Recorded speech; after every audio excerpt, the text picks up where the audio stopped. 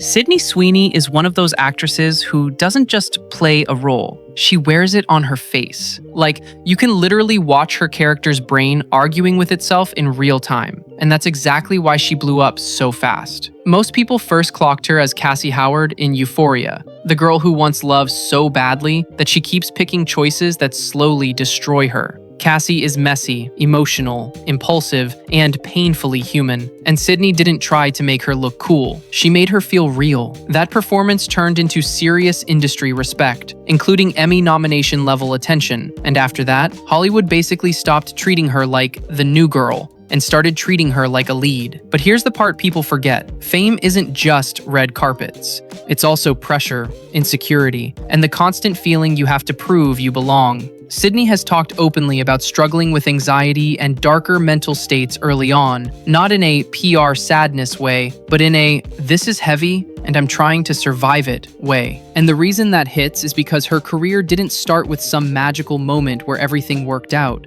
It was grind, auditions, rejection, and family sacrifice. There's this story that's become almost legendary. When she was around 12, she wanted to audition so badly that she didn't just beg her parents. She made a plan, like an actual business plan for her acting career. A kid writing a 5-year strategy like she's pitching a startup. And the deal was basically, give this a real shot. If it doesn't work, we go back. That's not a normal childhood.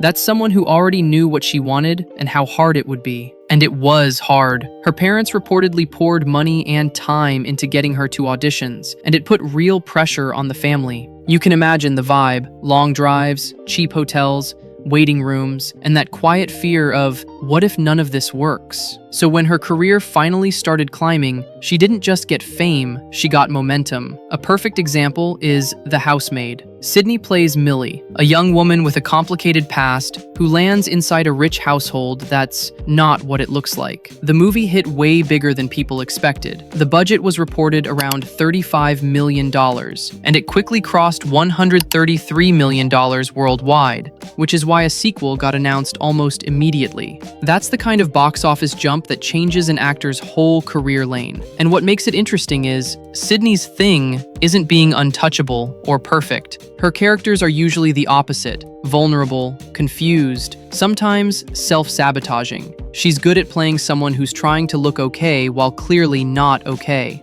That's why audiences stick to her. Outside acting, she's also gone full modern celebrity package: brand deals, campaigns, and side projects. People know she's worked with major beauty brands and has been building the kind of public image that Hollywood loves, the mix of serious actress and pop culture magnet. But obviously, the bigger you get, the more drama finds you. One controversy that floated around online involved a swimsuit brand dispute. Reports claimed a brand called LA Collective sued her over contract issues tied to appearances of their swimsuits, linked by some coverage to Euphoria. The details get messy depending on the outlet, and it's the kind of situation where the loudest versions travel the fastest, so it's best framed as reported legal drama rather than settled fact unless you're reading the filings directly. And then there's her personal life, which the internet treats like it's a Netflix subplot. In 2025, multiple outlets reported Sydney ended her engagement to Jonathan Davino, and not long after, rumors exploded about her being linked to Scooter Braun. Some reports framed it as they're spending time together. Others straight up called it dating.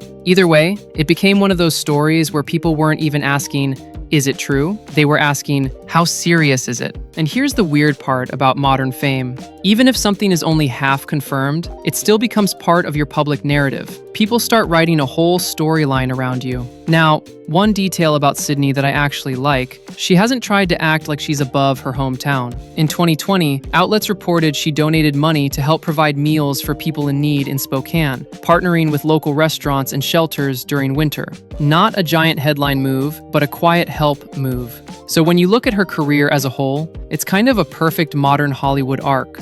A young actor who starts early, pushes through stress and instability, breaks out with a role that's emotionally brutal, then proves she can carry movies, not just trend online. And the reason she's still interesting isn't because she's everywhere. It's because she keeps picking characters who feel like they could fall apart at any second, and somehow, she makes you root for them anyway.